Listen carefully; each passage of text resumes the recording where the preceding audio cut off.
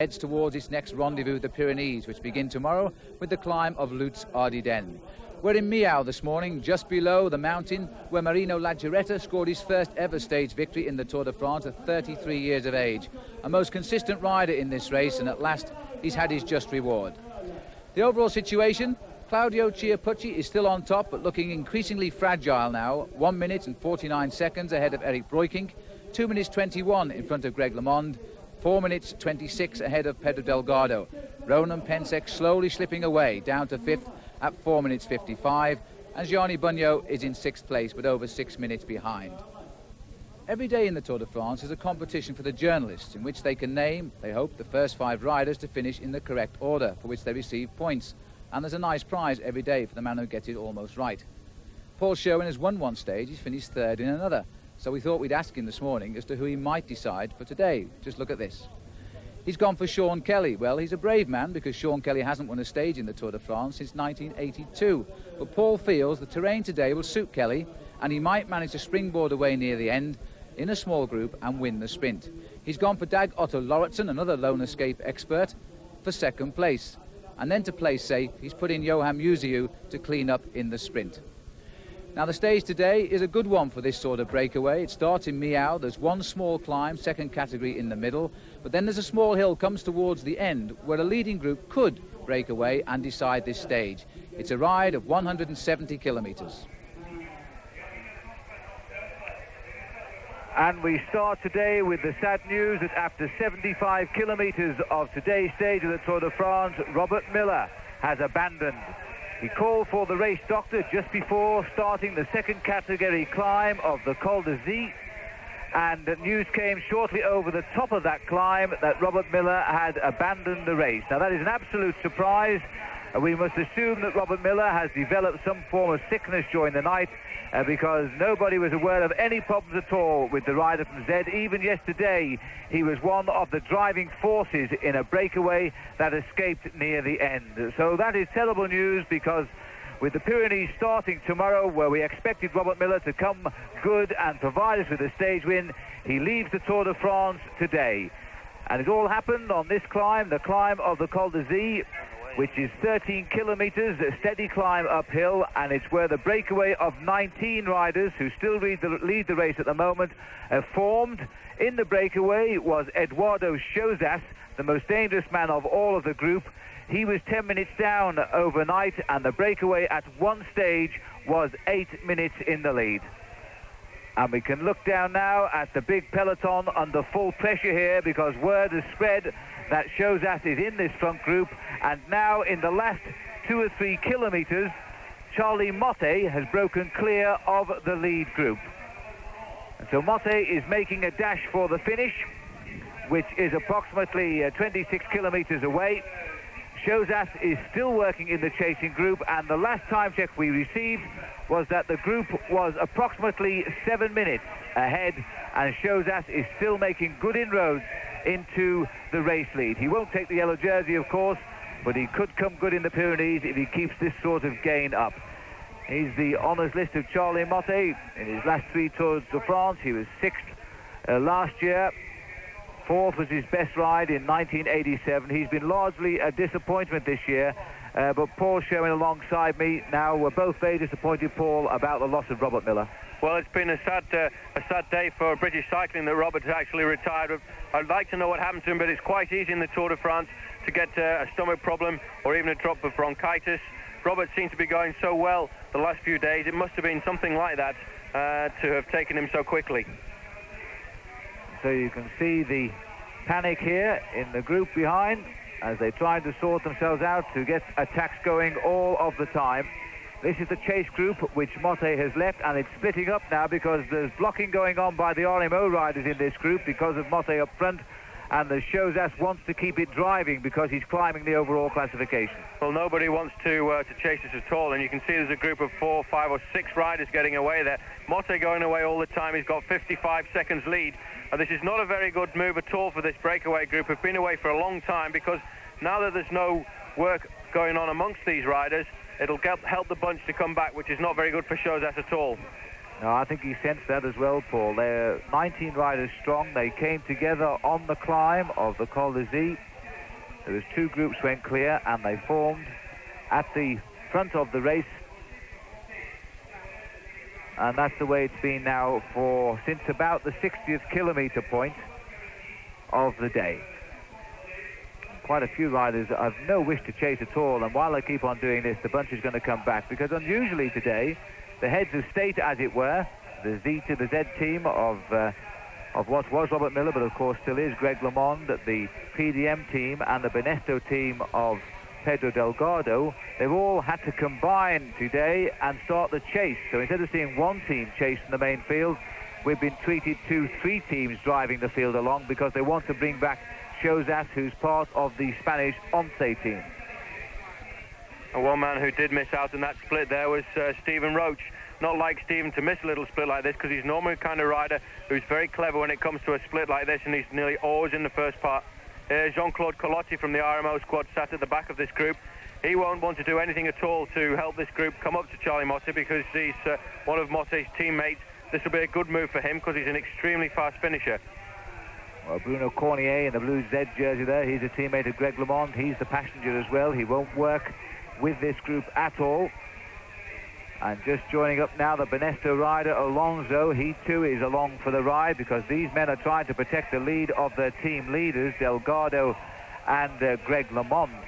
Colotti's tried a lot to slip away. He's in this group. He was the first man to attack today. He was joined by all of these riders. And now we go back and see the field. You see, it's the PDM team of Sean Kelly who's trying to drive along here and get some action up front. The Chateau Dax team are chasing. This is Gilbert Duclos-Lasalle of Greg LeMond's Z team. So we're seeing the top 5 of the top 4 riders overall, their teammates having to drive at the front of that bunch. Noticeably though, Paul, the Carrera riders are there of Chiappucci. Well, they've had a hard time for the last few days, and I think it's now that we're approaching the Pyrenees, the teams of PDM, of Z,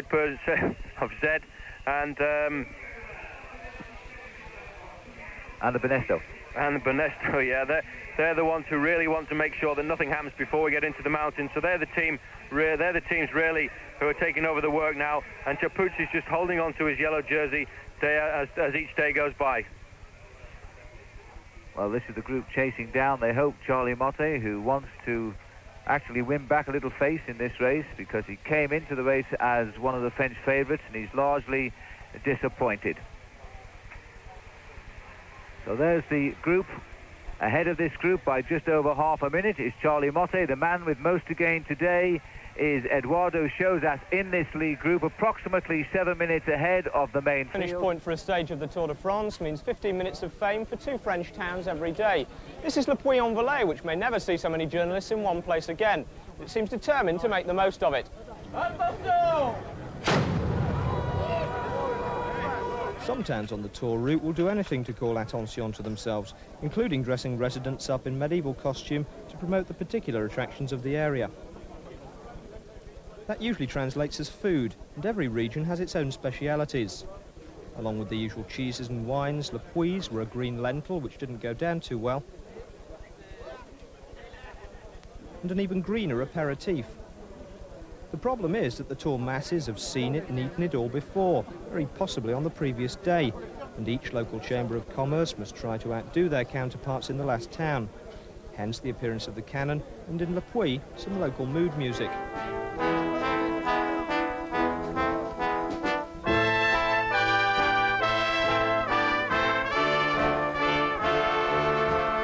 Lennon and McCartney's precise connections with Le Puy, not even the man in the tourism hat could explain, as they once stopped off for some lentils on a French tour. Whatever the explanation, it kept the invading Tour de France army amused for half an hour, and that can only be good for business.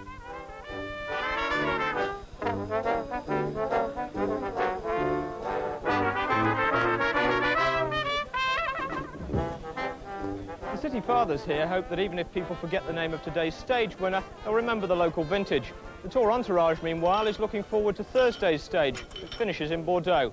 Back to Phil and the action.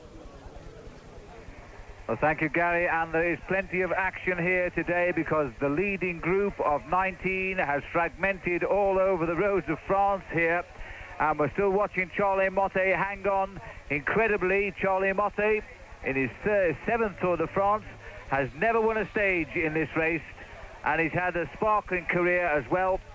And he is now hanging on to a lead of just over 1 minute over these four riders. This is Edwin van Hooijdonk sitting at the back. And also here is Calcaterra, Yekimov from the Panasonic team, and Bruno Cornier from the Z team. They've got together. The attack in the chase was first of all by Cornier, the small rider at the front now. Then he was joined by Calcaterra from Chateau d'Ax. Then up came these two at the back. And they're riding at just over 1 minute behind Motte. The rest of the breakaway is approximately 1 minute 40, which includes Eduardo Chozas, who's still on for a high finish tonight that would give him a good place in the overall classification. And it's 6 minutes now back to the main field, which is still driving along and trying to bring back all of this group. Mainly they want to catch Chozas. Once they put him back in the peloton, the pace might drop a little bit, because Charlie Motte today over 30 minutes behind, and he's no longer a threat to Delgado, Breking, Delgado, Chiappucci at the head of the overall classification. Now these are the four chasers, and Yekimov, the super amateur, won 3 World Pursuit titles and an Olympic gold medal in the team pursuit as well. He doesn't seem to have the speed in his legs today, though, in the chase. Motte is very much fired up now to try and save face. He believed he could win the Tour de France, but this, I'm afraid, has been a reality to him this year. He failed miserably in the Alps, and he lives at Solange, which is just below the Alps, of course, in the shadow of Mont Blanc itself. And he was unable to really show his true form there. And so now he seems to settle for a stage win if he can get it. Well, that must have been a big blow to his morale, actually, the way he did ride in the Alps. I think probably he's been inspired a little bit by the way his teammate there, Thierry Claverola, has ridden in this Tour de France. At the front of this group now, this is the group with Chozas, and you can see none of the riders in this group are willing to help Chozas at all, because he's the rider who's got so much to gain by staying away from the peloton, and he doesn't look like he's going to get much help from his colleagues there. Nice crowd waiting to see him over the top of the small climb before we drop down back towards Revel. Second this year in the Tour of Italy, but everybody remembers what Moreno Argentin said after he won a stage in the opening week of the Tour de France. He said the Tour of Italy was like kindergarten to the university of the Tour de France. There's that much difference in the race. So the pressure always on the cyclists in the Tour de France to succeed, and Motte, wearing the magic number of the Tour de France, 51, it's won the Tour de France more times than any other number. The other number that lies in second place, by the way, is number 11. That was the number that Stephen Roche wore when he won the Tour de France back in '87. But Eddy Merckx, Bernard Thévenet, Louis Ocaña have all worn the 51 when they have won the Tour de France in the past. That's why Motte thought it was his year, because you don't choose your number, it's what you're given by the order of team. And Motte thought it must be his chance this year because he's been given number 51. Well, he's attacking this climb. He's trying to keep a big gear turning. It makes the legs ache, but if you've got the strength to roll a heavy gear like that, you go much quicker. You can almost see the difference between the way, as we saw there, Van Hooijdonk tries to jump away. Straight away, Ekimov responds to try and get to his wheel, and there's Calcaterra and Cornier taking up 4th place. They don't want anybody to slip away. But this is all to advantage Charlie Motte in the front there, because he's attacking all the time. This chasing group now seems to have lost a little bit of its momentum, and Motte soon will be plummeting down into the town of Revel on towards his first stage victory. Well, Van Hooijdonk saw that wasn't worth pursuing. The 3 riders with him were a little bit too vigilant. Now they're leaving out there to fry. But halfway down the slopes, Charlie Motte, this is the descent which people have said is quite a dangerous one. But Motte on his own will get the best sides. It's very similar just here to the Grand Prix de Nation time trial, which Motte has won 3 times down in Cannes in the south of France. And the riders running off there, the Alpes Maritimes hills, and they are twisty just like this. So he's free as a bird now, and all being well, he's going to come home to his first stage victory. Well, Motte using all the road here, and not a bad descender either. You see how he swings over to the right and cuts the corner. It's very difficult for a rider to know what the bend is going to be like, especially as you've not seen the course beforehand. But Motte uses all the road there, gets out of the corner, and then starts to sprint to take his speed back up again. Luc Leblanc here has just come from behind to reintegrate himself into the front group there. He must have come across on the climb. Not a bad ride by this rider from the Castorama Rally team. So there's 5 chasers, but they're looking for second place now because the impetus has gone. They're making Van Hooijdonk do all of the pace, and nobody seems very interested. So it wouldn't surprise me if, in fact, Chozas doesn't come up here shortly, because he'll climb it quite well, that small hill. It looks as if that's Thierry Claverola just going through the 5 kilometres to go sign with Kosvalzol as well, so they may well get on to this group of 5 just before the finish line. 2 kilometres to the finish for Charlie Motte. Through the corridor of trees, which might interfere with our picture a little bit, because trees are a nightmare to our helicopter links down to the motorcycles there. This is the regroupment behind. They now are 7 chasers.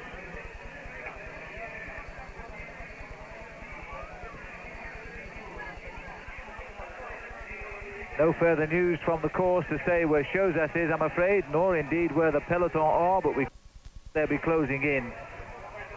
Because all of the teams, we haven't had any opportunity to see the main field chase, but the chasing teams are certainly PDM, Benesso, Zed and Chateau Dax. And there's an attack on the far side of the road again, and this is Volkswagen going straight away. Follows him quickly. There's a reaction from the rest of the group. Ekimov just hanging on the back there. We're back with the leader. Well, Motte looking very good here. Look at the size of the gear he's using. He's just pumping that gear around, not using too much of his body. That's the way the body sways there, but that's so he can get a little bit more force into the pedal revs there. It's not the swaying of a tired man. That's the swaying of a really strong man getting everything out of himself. And the attack of Volkswagen has been neutralized. Motte just making sure now how much time he's got. He's not interested in gaining time today. He just wants the victory. Well, that's one of the first times that Charlie Motte actually looked behind to see what the situation was. All he was worried about before then was getting as much time between him and the chasing group.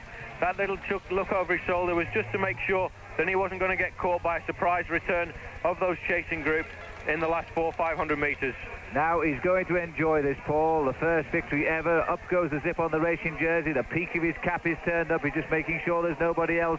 And now he's going to really enjoy his first ever stage victory in the Tour de France. He's lost his chance as an overall contender, but they're not going to catch him today in Revel. Charlie Motte of France. And there aren't many Frenchmen who's won a stage in the Tour de France this year. The cars are all turned off. And any second now, Motte is going to give us the two-handed salute. 150 metres from the line. Straight into the jersey and the applause. 4 hours, 13 minutes today. Charlie Motte chose his moment well. It was a long, long breakaway with the 19 riders before he was able to go on his own 30 kilometres from the end. And the RMO team have got a victory. It's Luc Leblanc in second place. Volkswagen is third. Ekimov is in 4th place. Van Hooijdonk having to lead it out. He's not a great sprinter, but he'll give them a good run for his money. And Luc Leblanc is holding as long as he can in second place before he comes out to take the sprint on. And Van Hooijdonk is giving a good run for his money. A good sprint by Edwin Van Hooijdonk. But look at this, Claverola coming clear. This man is having a great Tour de France. Ekimov going with him too on the right. It's between Ekimov and Claverola. It looks like Ekimov might just take it. Ooh, and right on the line, I think Calcaterra may have pinched it. And this is Eduardo Chozas on the right of our picture. Position unimportant, but the importance is the time gained today over the main field. As they come up to the line, it's Jean-Claude Colotti who takes the sprint there. 2 minutes 29 behind the lead. And here's the field swinging in. The yellow jersey of Claudio Chiappucci is here. He'll have a nice surprise on the finishing line today. His mother has been brought to the line by Italian television, and they certainly closed down the gap. It's the sprinters from the Lotto team trying to lead Johan Musier up for the sprint finish for a few points. No sign of the green jersey here of Olaf Ludwig. So Musier should bring home this field. And the gap has closed down significantly to prevent Chozas from climbing too far up the overall classification. They are, in fact, as Musier takes the sprint, just about 2 minutes and 20 seconds the gain today of Eduardo Chozas, which will probably take him up to around 8th overall. So let's begin as usual with the stage result. A win for the Frenchman Charlie Motte, his first ever stage win, coming in just over 2 minutes ahead of Calcaterra. In third place was Yekimov of the Soviet Union, riding of course for the Panasonic team. Fourth was Edwig van Hooijdonk, and fifth was Thierry Claverola. There's no doubt though about the sad tale for us back home. It's the retirement today of Robert Miller. Paul Sherwin had the unenviable task of going to the ambulance that came in with the last riders of the race. Well, Robert, not a nice way to end the Tour de France. Can you tell us what happened to you? Yeah, this morning when I woke up, I felt pretty sick. I had diarrhea, and then when I started the race, things got worse during the race. I started being sick during the stage, and as soon as we were on uphill, I got dropped straight away. Did you think it's something that you ate, or the heat, or? Yeah, something I ate or maybe drank yesterday after the stage, or maybe at the end of the stage. The way things went, like normally when you're sick, you're sick during the night, but I was sick during the day, yeah. So I couldn't get through the stage then. Must be a disappointment to you as the race goes into the Pyrenees. Yeah, I was here to help Greg. Normally my job started tomorrow again, so I'm pretty disappointed for the guys that I couldn't finish today. You never know, do you, in the Tour de France, just when you're going well and just when you're out of the race. You know, Greg LeMond is going to miss Robert Miller tomorrow. Remember on the slopes of Alpe d'Huez when Miller paced Pensec to keep him in yellow? I'm sure that tomorrow Robert Miller would have played a big part in the attack by Greg LeMond. We're off to the Pyrenees, of course, and it wasn't all sadness on the Tour de France today. It was a very happy occasion for the Italian leader, Claudio Chiappucci. His mother came to visit him, and he didn't know till he arrived at the finish tribune in a fresh yellow jersey. Happy days then for Italy. Will he still be in the lead tomorrow? Let's have a look now at the overall classification. No change in the top 6 names overall. They're all lining up now for the big showdown in the Pyrenees.